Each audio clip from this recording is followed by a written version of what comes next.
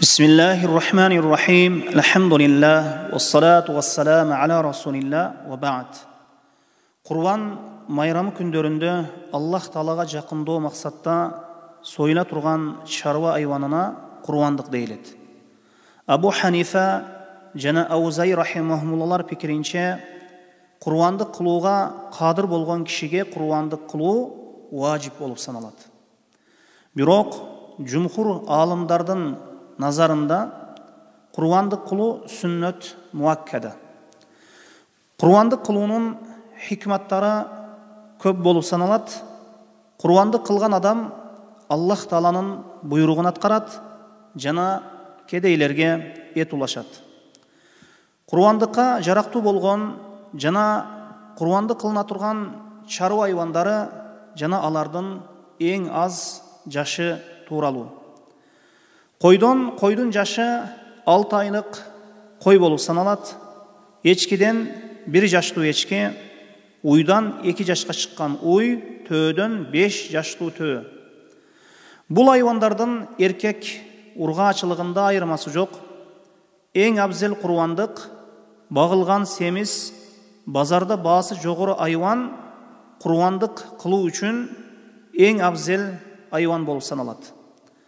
Ошондуктан сахабалар курбандык үчүн чарва айванын сатып алып айтка чейин үйлөрүндө багышат эле. Курбандыкка абзел айвандардын тартиби төмөндөгүчө: төө, уй, кой, эчки. Төө менен уйга шериктеш болуу курбандык кылууда. Курбандык кылуунун курбандыктын шарттары төмөндөгүчө. Курбандык ошол курбандыкты сатып алууга кадыр болуу жана курбандык чарва айвандарынан болуусу жана курбандыкка союла турган айвандын кемчилдиксиз болуусу жана шарият белгилеген убакытта курбандык кылуусу. Курбандык кылууга тыюу салынган, мындайча айтканда тоскоол боло турган кемчилдиктер. Курбандык кылына турган айвандын бир көзү толугу менен көрбөстүгү, курбандык кылына турган айвандын оттоосуна жана орточо жүрүүсүнө таасир бере турган даражада оорунун болуусу, же денесинде жарааты же котору болуусу, же чолок болуусу, же өтө эле арык болуусу. Мына ушул кемчилдиктер болсо, мына ошол чарва айваны курбандыкка жарабайт. Мына ушул жогоруда айтылган айыптардан чоңураак кемчилдиги болуусу да ошол айванда. Ошол айванды курбандыкка жарабастыгын, ошол курбандыкка чалып болбостугун шарият белгилейт. Мындан башка кемчилдиктер, мисалы, мүйүзү сынган, кулага тешилген, окшош кемчилдиктердин болуусу макрух болсо да, мындай айванды курбандык кылуу дурус. Жана ошондой эле бычылган айванды курбандык кылса болот. Анткени пайгамбар саллаллаху алейхи вассалам бычылган 2 койду курбандык кылган. Кала берсе, бычылган койдун эти дагы да даамдуу болот. Курбандык кылуучуга тийиштүү өкүмдөр: эркек киши да, аял киши да курбандык кылуусу дурус. Бир үй бүлө өз атынан бир курбандык кылуулары жетиштүү. Дүйнөдөн өткөн тууган урук жакынынын атынан курбандык кылуу дурус. Курбандык кылууга кадыр болбогон кишинин атынан курбандык кылуу дурус, бирок анын ыраазылыгы шарт кылынат. Эгер бир киши өз мүлкүнөн бирөөгө курбандык кылып коюуну осуят кылган болсо, мурасынын 3төн 1-инен курбандык кылынат. Эгер мурасы болбосо, же анын 3төн 1-и курбандык кылууга жетпесе, баласы анын атынан курбандык кылуусу важип эмес, балким мустахаб болот. Курбандык кылуучу ошол өз курбандыгын өзү союусу абзел. Башка бир мусулман кишини вакил кылса да дурус. Вакил кылынган киши кимдин атынан курбандык кылганын айтуусу же билиши шарт эмес. Жашап өткөн шаарында шариятка ылайык курбандыгын союунун мүмкүндүгү болбосо, башка бир шаарга акчаны жиберип, ошол жерден бир кишини ошол курбандыкты союп коюуга вакил кылат. Курбандык кылууну каалаган киши Зулхижжа айы киргенден кийин айтка чейин тырнак, чач, сакалын алуусу дурус эмес.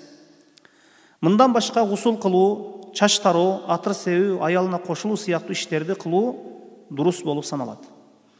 Эгер унутуп же билбестен тырнагын же чач сакалын алып койсо, атайлап кылбаган болсо, мунун зыяны жок. Курбандыкка тийиштүү өкүмдөр уйга же төөгө шерик болгондор арасында кээ бирлери курбандык кылуу үчүн эмес, балким эт алуу максаты ниети менен кошулса, мунун башкалардын курбандыгына зыяны жок. Уй же төөгө 7 кишиден артык киши шерик болуусу дурус эмес. Курбандык этин кайрымдуулук уюмдарга, фондторго берүү дурус.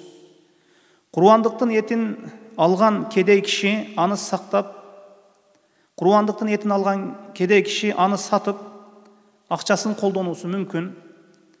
Курбандыктын терисин жана башын, туяктары ихсан кылынат же өзү пайдаланса да болот.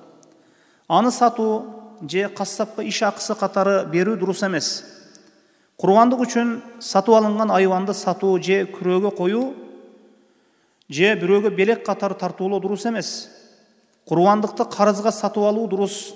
Эгер алган карызын кайтара албастыктан корксо же башка бир карыздары болсо, ал абалда курбандык кылбастан карызын берген абзел.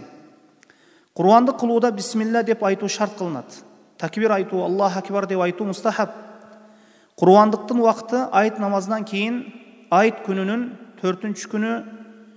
4-күнүнө чейин, ошол күн батканча 4-күнүнүн айт күнүнүн 4-күнү күн батканча уланат. Канча эрте курбандык кылса, ошончо жакшы.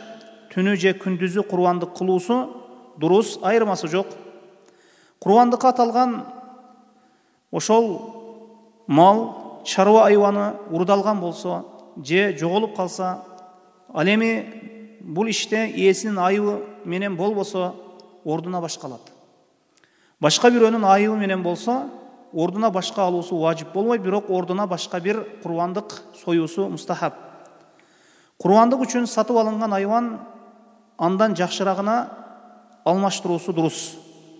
Курбандыгын ошол өзүнүн ошол сатып алган курбандыгынан жакшырагына алмаштыруусу дурус. Курбандыктын этин тойго колдонуу дурус. Курбандыктын этин 3кө бөлүп, бир бөлүгүн кедейлерге, бир бөлүгүн башка бирөөлөргө жана бир бөлүгүн өзүнө алып калуу тууралуу сахих бир далил келген эмес. Балким туурарагы каалаганча садака кылат, каалаганча өзүнө алып калат. Мусулмандарга уруш кылбаган жана ислам динине кирүүгө кызыгып үмүт кылынып турган капырларга курбандыктын этинен берүү дурус. Курбандыкты союудагы макрух иштер, курбандык союуда төмөнкү иштер, курбандыкты союуда төмөнкү иштер макрух саналат. Курбандык кылынып жаткан айвандын көз алдында бычакты кайроо же башка бир айвандын көз алдында союу, ошол курбандыгын. Курбандык кылына турган айвандын бутун же мойнун сындыруу, же ток менен өзүнөн кетирүү, же бешенесине балта менен уруп зыян берүү. Мына ушундай иштер макрух саналган, тыюу салынган иштерден болуп саналат. Эми курбандыкка тийиштүү бидаат иштер бул туурасында шаардан шаарга карап айырмаланат. Ушуну билүүбүз керек. Бул туурасында далил келбеген ар кандай иш бидаат болуп саналат. Мисалы, курбандыкты союудан алдын даарат алуу бидаат. Курбандык кылынган айвандын канын, анын териси жана башына сүртүү жана бүткүл ислам үммөтүнүн кедейлеринин атынан курбандык кылуу бидаат. Бул курбандык тууралуу айтылган фикхи өкүмдөр. Курбандык кылуудан негизги максат Аллахты эстеп, ага мына ушул ибадат аркылуу жакындоо жана таквалуулукка жетишүү экенин унутпайлы. Аллахка курбандыктын эти, каны да көтөрүлмөйт, силердеги takvaluluk kötörület deyilingen. Wallahu a'lam.